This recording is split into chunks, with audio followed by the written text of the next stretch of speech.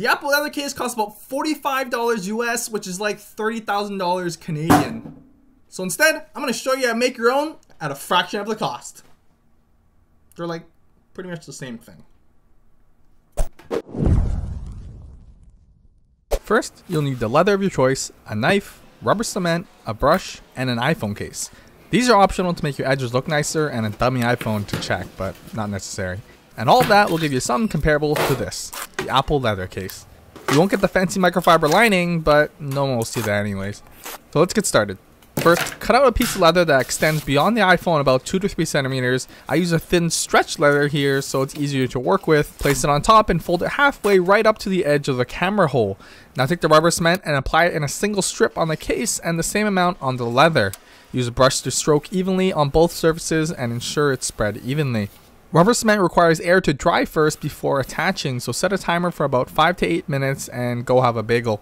You know it's ready when you touch it and it's sticky but still dry to touch. Start folding it over onto each other now and stretch it over the surface as hard as you can to remove any air bubbles.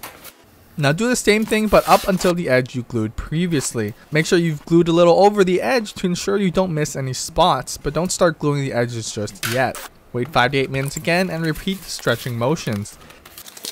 And lastly, the other side where the camera hole is. Don't forget to thoroughly apply it around the camera hole as the plastic there is a little thinner. Repeat the same procedure and you should be all glued up on the back now. Now you'll need to glue the edges in place. Remember to thoroughly apply the glue on the thinner edges around the buttons as well. Or if you're smart, just buy a case without cutouts, which will save you time and effort down the road to cut them out. Now start to pull the leather over and onto the edges, making sure to stretch it out and avoid bubbling. Check for the corners that they're smoothly wrapped as well. If they aren't, the rubber cement doesn't instantly bond permanently, so you can remove it and redo them. Now it's starting to look expensive, but you and I both know it's really not. Now here's the funner part. Take your sharp blade and start to cut away the excess leather. Make sure the blade is actually sharp and let it do the cutting. Don't force it, just rock back and forth and don't worry about being exact yet. Work your way around the whole case and use the tip of the blade for curved corners. Now you can see what's left a lot easier. It's time to go back and clean up your cuts. Again, letting your blade do the work. If you force too hard, you may cut into the plastic of the case. Try and keep a steady angle with the blade so the leather comes out even. Now comes the hard part, the smaller cutouts. Using the tip of the blade, poke in where you feel the edge starts, then start to work your way around. Again, not worrying too much about being exact yet. Once a majority of it is removed, start to clean up the edges. Not too shabby if I say so myself. Now here's where I regret choosing a case without a complete cutout, because this hole is a complete bitch to work with.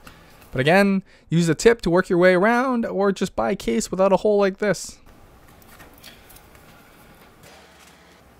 And that's really about it.